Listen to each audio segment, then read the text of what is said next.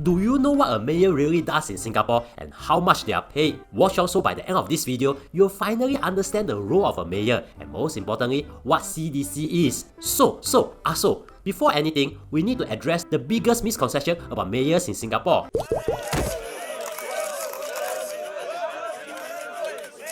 I don't know about you, but when I hear the word mayor, I would think of mayors in the US. You see, in the US and other countries, mayors are like the prime minister of a city, whereby he runs the city. Simply put, over in the US, the president is like the prime minister of the country, the governor is like the prime minister of the state, and the mayor is like the prime minister of the city. Therefore, loosely speaking, the mayor runs the city like how a prime minister runs the country. So yes, they have got executive powers, and they are very powerful political figures that are elected in locally. But mayors in Singapore are completely different. When I say different, I mean 100% different. People tend to think that they are the same because firstly, the names are the same, and secondly, both are elected individuals. Later, I will explain what mayors in Singapore do, but just remember, they don't do what mayors in other countries do. They are not mini prime minister in Jurong, Yishun or Tampines. Instead, they do something else entirely. If this is confusing, just know this. In other countries, mayors are like the CEO of a company. But in Singapore, mayors are like a manager in a special HR department of a company lah. So, what do they do? But before you know what they do, you need to know what CDCs are.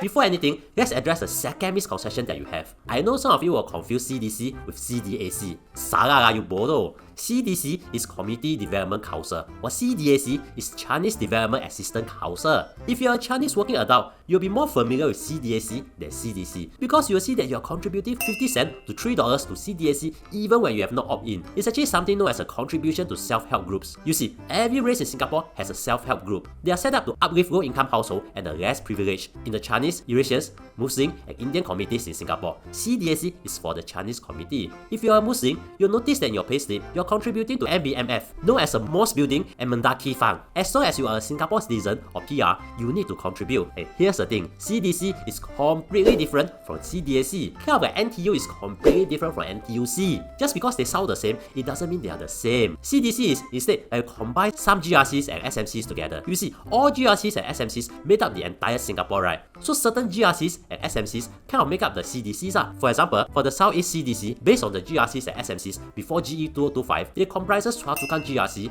Jurong GRC, West Coast GRC, Bukit Batok SMC, Hong Kong North SMC, Pioneer SMC, and Yuhua SMC. And unlike GRCs or SMCs, CDCs are not to manage the estate and represent the people. They serve a totally different function. Now, this is going to get a little confusing, so please pay attention.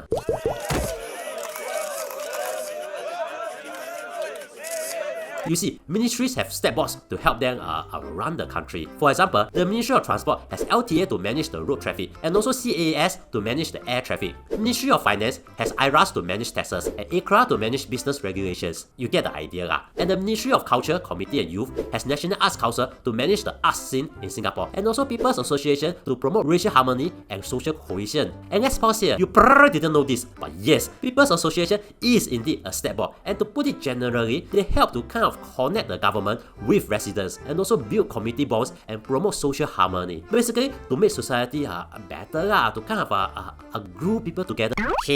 Cash no boss. Basically, got a HR department that ensures everyone in the company is happy, well taken care of, and will organize many cohesion programs to make everyone happy lah. Oh, why don't they just pay everyone more and then everyone will be happy?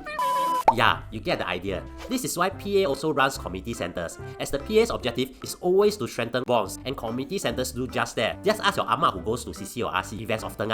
So, why do I talk so much about PA? Because here's the thing, the CDC is just one part of PA. You can think of it this way, community centers are physical things to build this cohesion. CDCs are intangible efforts to build these cohesions. You can think of them as sub-departments of PA. Get it so far? CDCs also do many things like helping the needy, connecting residents with the government, etc. But the key objective is always to ensure that the community is well taken care of and are happy.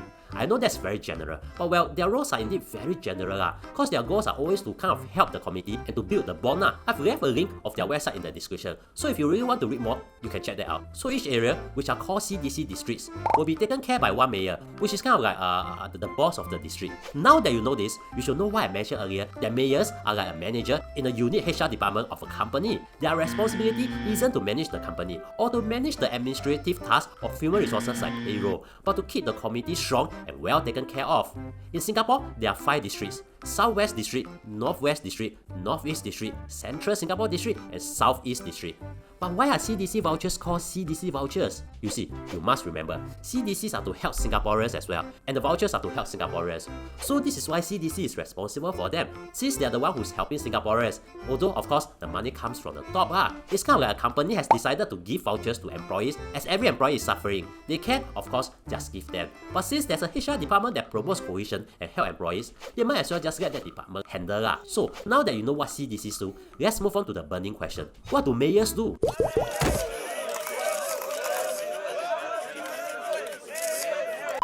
Sorry we love money, so I need to insert an ad here If not, I no food and then we'll lose my berry. For this video, we don't have a sponsor so if anyone wants to buy an app slot like this email us link in profile or guarantee views one Also download our app cause we no sponsor for this video so we sponsor ourselves But this month no pay First and foremost, you must know this. While the PA is under the ministry, the chairman of PA is traditionally the Prime Minister.